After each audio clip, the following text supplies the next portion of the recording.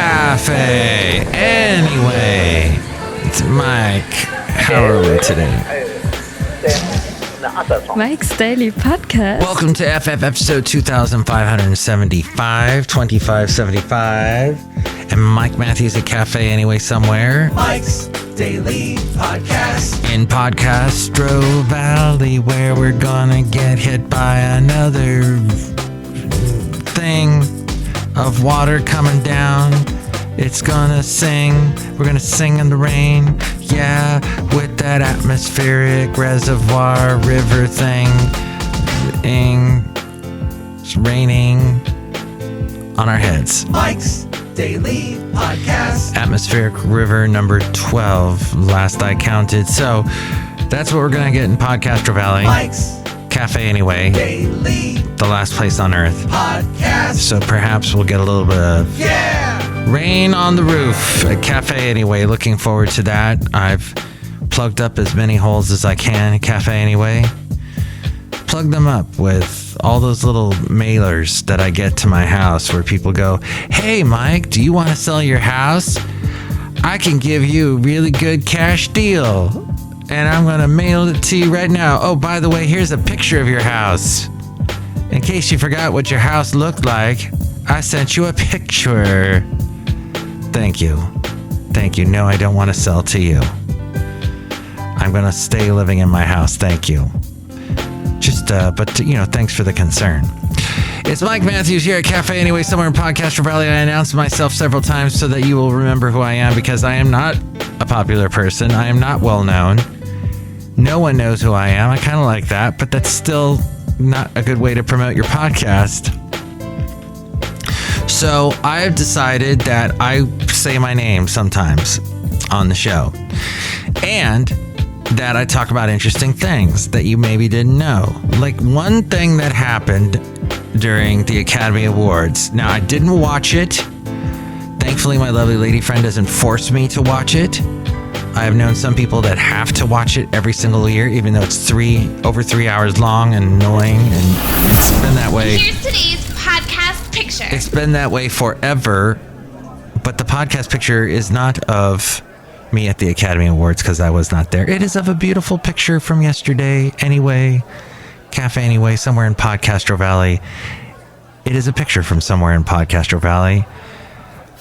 This person, whoever they are, has put some amazing collection of succulents in the front part of their yard, and looks very nice. And the colors were so beautiful, and then the rain clouds in the background. So I put it there at mikesdailypodcast.com. You can see it there. And also, you can see the late great Basil the Boxer at mikesdailypodcast.com. He graces us every podcast saying, "Mike, get to the point." Get to the point. Twitter is divided over Hugh Grant's awkward Oscars interview. What? I did not even see it. If you don't want to be there, go home, is what they say. Some people found his sardonic approach darn funny, while others thought he was just being a not-so-good person. A type of bag, if you will. A lot of moments from the 95th Annual Academy Awards had the internet talking. Cocaine Bear taking the stage, for example, but perhaps none generated more discussion than Hugh Grant's awkward interview with Ashley Graham. At one point, Graham confuses Grant's reference to satirical novel Vanity Fair with the Oscar after party hosted by the magazine of the same name. Later, she asks him what it was like to be in Glass Onion, to which Grant replies, "Well, I'm barely in it." No, this is how you do Hugh Grant. Well, yes, of course, but I'm barely in it. I am in it for about 3 seconds. Eesh. Come on, Hugh, start dancing to a Pointer Sisters song.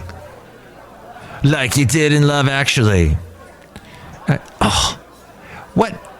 Nah, there's no way I'm going to be able to find this on my own at this point. Off the cuff. let's see. Hugh Grant. So Hugh Grant is the narrator to that movie. If you've ever seen it, everybody's seen it by now, haven't they? It was Richard Curtis wrote it, directed it. He's an amazing author. There's that scene with Emma Thompson, and she's crying because she knows that Alan Rickman is cheating on her. Alan Rickman. And there's all that sadness going on, and at the Both Sides Now song is playing by Joni Mitchell, and she starts to cry because she realizes that it. Anyway, Cafe Anyway. He has this great speech in there. I can't find it off the top. Shoot, I need a script. The front panel will close automatically. Please remain seated. There used to be this website you could go to where you could look up scripts, and I don't know what it is now. It existed, I know, in the O's, because I'm like, I since I can't watch the movie because I'm not going to go to the video store to rent it because video stores existed at that point. They will be our only source of contact. And now top 25 Love Actually quotes. At Christmas, you tell the truth. Once you have passed beyond the limits. That was that. Oh, that's right. Of normal. Magnification. At Christmas, you tell the truth. Cause that was that card. The guy that later was in the zombie show. Magnification. With the cards. To me, you are perfect. Magnification. Yeah, all those. Oh, there was more than one lobster present at the birth of Jesus. As we go outside a cafe anyway, where we bring you Mike's Daily Podcast somewhere in Podcastro Valley. Anyway. The last place on earth. We may be a small country, but we're a great one too. The country of Shakespeare, Churchill, the Beatles, Sean Connery, Harry Potter, David Beckham's right foot, David Beckham's left foot, come to that. Yes, he played the Prime Minister, that's right, as if that would ever happen. Actually, it could ever happen at some point, I'm sure. Often, it's not particularly dignified or newsworthy, but it's always there. Fathers and sons, mothers and daughters, husbands and wives, boyfriends, girlfriends, old friends. When the planes hit the Twin Towers, as far as I know, none of the phone calls from the people on board were messages of hate or revenge. They were all messages of love. If you look for it, I've got a sneaky feeling you'll find that love actually is all around. Love is all around. I know though it's true. I know, but then when I do. There's no beginning, there is no end. And this my love, you can depend, yeah. Which is interesting because Richard Curtis also had Hugh Grant in the movie 3 Weddings and a Funeral. He wrote that. And there was the song that was a big hit, that Wet, Wet, Wet. Yes, there's 3 wets in that. They covered that song, Love Is All Around, and had a minor hit here in America. I know it's huge in England. They covered the Trogs, wasn't it? The Trogs that did it originally. And then there's the whole story of Billy Mack taking the song and saying Christmas is all around. Thank you, Parade.com, for helping me out there last minute, off top of my head, stuttering like a fool. So Hugh Grant and Ashley Graham's red carpet exchange about Vanity Fair. He was talking about the 1848 novel about the Shallow Society. She thought he was referring to the 2023 magazine after party. Is my favorite Oscars moment of all time. Hugh Grant, this is another Twitter tweet. Hugh Grant is such a jerk at hashtag Oscar. She was promoting him and his work, and in response, Grant was rude and dismissive. Like it's hard being rich and famous. Okay, well, at some point, that's all that there is to the Academy Awards, is just the red carpet and people dealing with that. And that's the big news from the Academy Awards. Now, the other big news, well, this is the biggest news, of course, is Silicon Valley Bank and all of that happened. And the Federal Reserve is partially to blame, say many. They raised the interest rate 17,000% last year. What? Yes, that's what they say. The Federal Reserve raised interest rates 17,000% last year and finally broke the bank.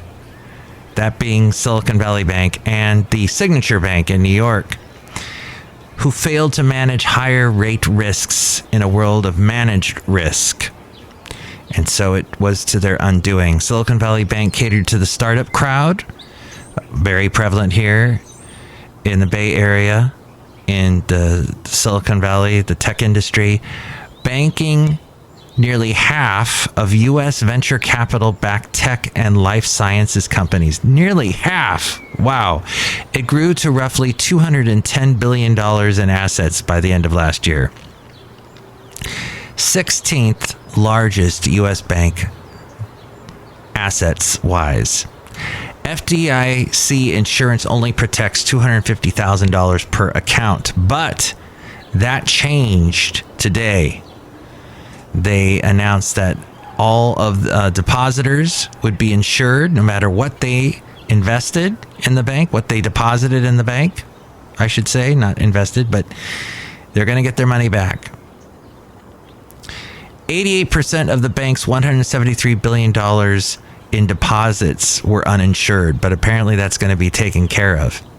Although I've heard experts say this is not a bailout. So don't know exactly what that means. I'm not an expert in this whole field, but that's what I keep hearing today in news. On Thursday afternoon, last week, some of the technology industry's most high-profile venture capitalists advised clients to move their assets away from Silicon Valley Bank, including Peter Thiel's Founders Fund, very prevalent person in Silicon Valley and the tech industry. On Friday, Silicon Valley Bank experienced $42 billion in withdrawals at the close of business, a run on the bank, which is roughly 25% of the bank's $161 billion in deposits. Startup founders and tech executives were already rattled by the collapse of crypto exchange FTX and the shutdown of crypto-focused bank Silvergate, which just happened. Now, 2 years ago, Silicon Valley business executives had a good problem via a crush of deposits from startups who had raised large funding rounds and needed a safe place to park the cash. Silicon Valley Bank couldn't lend out the money fast enough to keep up with the deposits. They bet big on mortgage-backed securities, locking in more than $80 billion at an average yield of 1.56%. The Federal Reserve hikes rates aggressively, as I mentioned earlier, the 17,000% to rein in inflation. That's why they were doing that. So government bonds ended up jumping, and the market value of Silicon Valley Bank's mortgage bonds plummeted. Part of the problem of why all this happened. The company's chief risk officer stepped down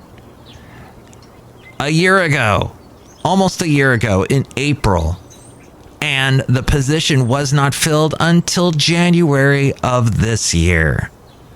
Maybe why it failed. The downfall of Silicon Valley Bank shows that the Fed broke something in the economy, say experts, and other things could break with more rate hikes. And so that is why everybody is screaming, stop it, Jerome Powell, stop raising interest rates. However, This bad news with these banks may be good news for Wall Street. Big banks will be the big winners as they're safer and now marketing to startups that idea. So big banks, where they were not getting to be involved with the growth that these startups were experiencing, now they will get to, because they're going to be seen as the safe ones. The Fed might be done tightening, or at last closer as they might need to wait and see. And this might be the end of the Fed's raising of interest rates, which we've been hoping for a while. Well, have we? Haven't we? It sounds like we have. The majority of us have anyway, listening to people who invest and people who are worried about interest rates getting too high. However, if you have a bank account now, you're getting that interest. You're getting paid by your bank. If you have an interest-bearing account, you're getting some money back from your bank. Hopefully you'll get your money back from Silicon Valley Bank. It looks like you will, though. But now consumers and startups are going to have fewer options with people like SVB and Signature Bank gone. Did you know, and this is the final bit of repercussions involving Silicon Valley Bank, that wineries were heavily involved in Silicon Valley Bank? It wasn't just small tech startups. Silicon Valley Bank turned out to be a big lender to wineries. We have a lot of wineries in the Bay Area. As you know, we got Napa Valley north of us. We got Livermore to the east, has a bunch of wineries, and just wineries everywhere around here. Silicon Valley Bank loaned out $4 billion to the winery industry over the past 30 years. And then there's Etsy. Yes, Etsy has already told people on the website that get money from Etsy for the goods that they sell, like you, Cottage Fairy, which I know you listen to this podcast. Yeah. If you do listen to this podcast, may I say this, College Fairy? I know your whole deal is you're whispering to the camera and, oh, look, the snow is falling outside of my little cottage. Oh, I'm so young and so optimistic, and I just got married, and soon I'll be pregnant, and I'll be bringing babies into the world, and I will make all of their clothes, and I'm sort of this type of Martha Stewart, but like a really young, hip, new version. That's just barely a Gen Zer, that I'm going to do this and that, and I've got the whole world at my feet. Oh, look at my cute little bunny hopping by. But you can talk at a normal volume, for gosh sakes. Come on. Stop with that whispering thing. Oh, but it's that thing that people like, that makes the SMR or whatever it is, that makes you fall asleep. Hi, guys. So Silicon Valley Bank turned out to be a big lender to all of those, and Etsy. And Etsy said that they're going to delay payments to the people on their platform that make money off of them because they were using Silicon Valley Bank. But sellers say they're shutting down their stores until the platform clears up any risk of non-payment. And Roku had nearly $500 million in deposits in the bank when it failed. At least one Silicon Valley Bank customer is having fun with it. There's the toy store called Camp. They had cash at that bank, and they ran a 40% off sale with the promo code BANKRUN. It's a run on the bank. Clarence, Mr. Potter is going to take all the money away from us all at the bank. He's shutting down the bank. And then there's the Buffalo Wild Wings. They're getting sued over the claim that their boneless wings aren't really wings. Yes, a Chicago man is suing the popular chain for false advertising, claiming its boneless wings aren't really wings at all. He says that he purchased the boneless wings in January only to discover that they were in fact composed of chicken breast. Unbeknown to the plaintiff and other consumers, the products are not wings at all, but instead slices of chicken breast meat, deep fried like wings.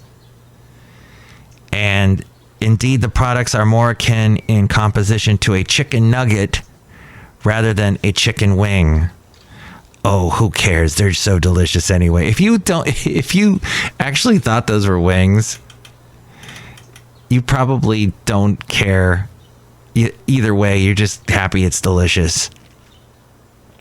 You don't care that you're ingesting all that fat, all that horrible stuff into your body, clogging up your arteries. I understand. I know.